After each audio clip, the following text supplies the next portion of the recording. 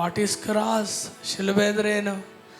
ನನ್ನದೆಲ್ಲ ಹಳೆಯದು ಎಲ್ಲ ಮುಗೀತು ದೇವರೇ, ಇನ್ನು ಜೀವಿಸಿದರೆ ಅದು ನಿನಗಾಗಿಯೇ.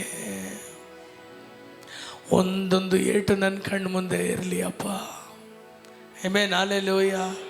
ಎಷ್ಟು ಜನ ಯೆರೂಸಲೇಮ್ನ ಬಿಟ್ಟು ಹೋಗ್ಬಿಡ್ಬೇಕಂತ ನೆನೆಸ್ತೀರಾ? ಅಥವಾ ಎಷ್ಟು ಜನ ನಾನು ಶಿಲುಬೆನ ಬಿಡಲ್ಲ?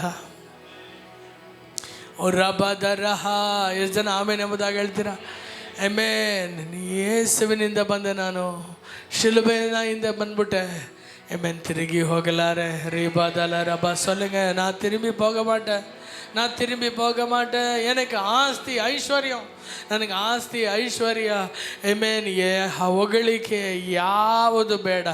ನನಗೆ ಎಲ್ಲ ಒಳ್ಳೆಯದು, ಕುಂದಿಲ್ಲದೆ ಇರುವಂಥ ಎಲ್ಲ ವರಗಳಿರುವಂಥ ಶಿಲುಬೆ, ಕಪಟನೇ ಇರುವಂಥ ಪ್ರೀತಿ ತೋರಿಸುವ ಶಿಲುಬೆ, ನನ್ನ ವ್ಯಾಧಿಯನ್ನೆಲ್ಲ ಹೊತ್ತುಕೊಂಡ, ನನ್ನ ಶಾಪವನ್ನೆಲ್ಲವನ್ನು ಹೊತ್ತುಕೊಂಡು, ಹಳೆಯ ಜೀವನವನ್ನೆಲ್ಲ ಹೊತ್ತುಕೊಂಡು ಹೊಸ ಜೀವನವನ್ನು ಕೊಟ್ಟಂತ ಆ ಶಿಲುಬೆ.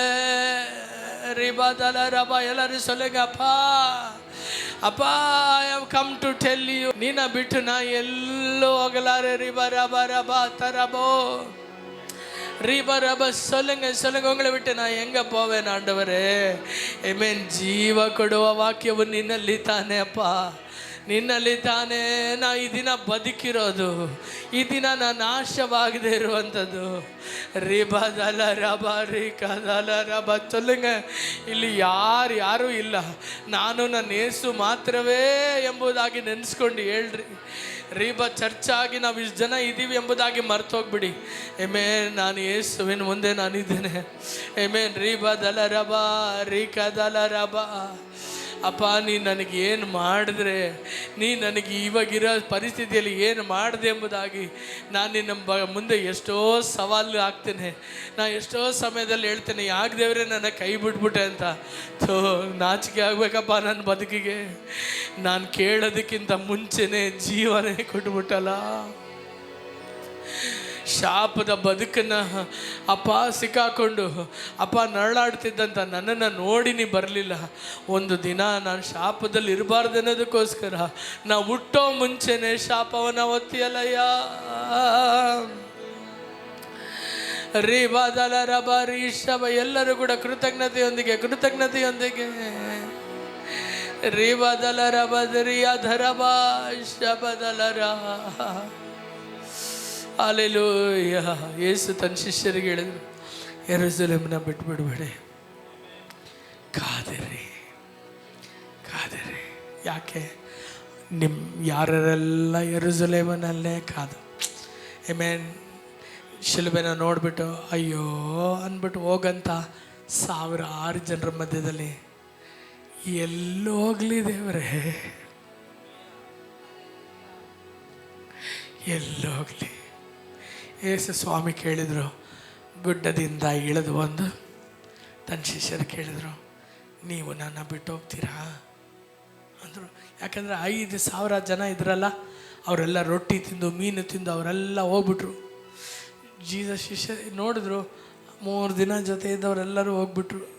ಎಷ್ಟು ಒಳ್ಳೇದು ಮಾಡಿದ್ರು, ಎಷ್ಟು ಒಳ್ಳೆ ಮಾತಾಡಿದ್ರು. 3 ದಿನ ರೆಸ್ಟ್ ಇಲ್ಲದೆ ಜೀಸಸ್ ಪ್ರೀಚ್ ಮಾಡಿದ್ರು. ಅವರಿಗೆ ರೊಟ್ಟಿ ಎಲ್ಲ ಕೊಟ್ಟರು, ಮೀನೆಲ್ಲ ಕೊಟ್ಟರು, ಎಲ್ಲರೂ ಹೋಗ್ಬಿಟ್ರು. ಎಲ್ಲರೂ ಅಷ್ಟೇ ರೀ ಜೀವನದಲ್ಲಿ ಅಲ್ವಾ? ಯಾವುದೂ ನೆಲೆ ಆದದ್ದಲ್ಲ ಈ ಲೋಕದಲ್ಲಿ.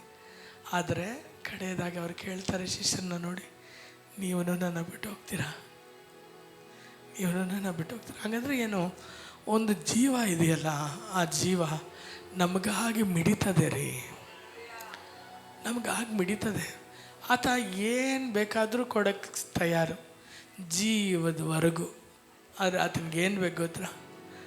ಆತನ ನೋಡಿ, ನನಗೆ ನೀನೇ ಅಪ್ಪ ಸೊತ್ತು, ಈ ಲೋಕನೇ ಬಿಟ್ಟೋದ್ರು ನಾನಿನ್ನ ಬಿಟ್ಟೋಗಲ್ಲಪ್ಪ, ನೀ ನನಗೆ ಸಾಕು ದೇವರೇ, ನೀನಾಗಿ ನನ್ನನ್ನು ಓಡಿಸಿದ್ರು ಹೋಗಕ್ಕೆ ಬರದೇ ಇರೋ ಜೀವಪ್ಪ ಇದು ಅಂತ ಹೇಳೋ ಒಂದು ಜೀವಕ್ಕೋಸ್ಕರ ಮಿಡಿತದೆ ಆ ಜೀವ. ಪರಲೋಕದಲ್ಲಿ ಆತನ ಕೊಂಡಾಡೋದಕ್ಕೆ ಕೋಟಿ ದೂತರಿದ್ರು ತಾನು ಉಂಟು ಮಾಡಿದಂಥ ಈ ಮಣ್ಣನ್ನು ಹುಡ್ಕೊಂಡು ಓಡು ಬರ್ತಾನಲ್ರಿ. ಅಲ್ವಾ?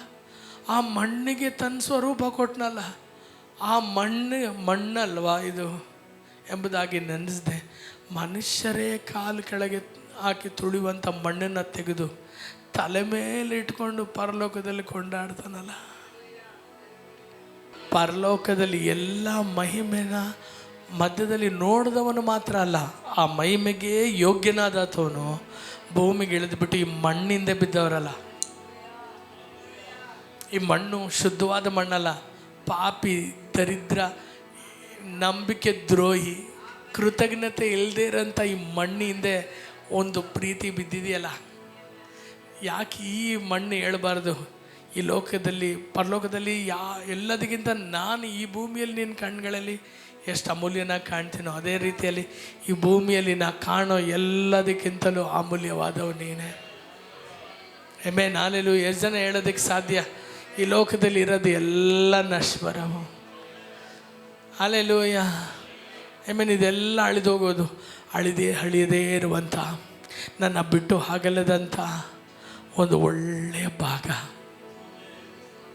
ನಾ ಸತ್ತೋದ ಮೇಲೆ ಈ ಭೂಮಿ ನನ್ನನ್ನು ನೆನೆಸಲ್ಲ, ಎಲ್ಲರಿಗೊಂದು ಜ್ಞಾಪಕ.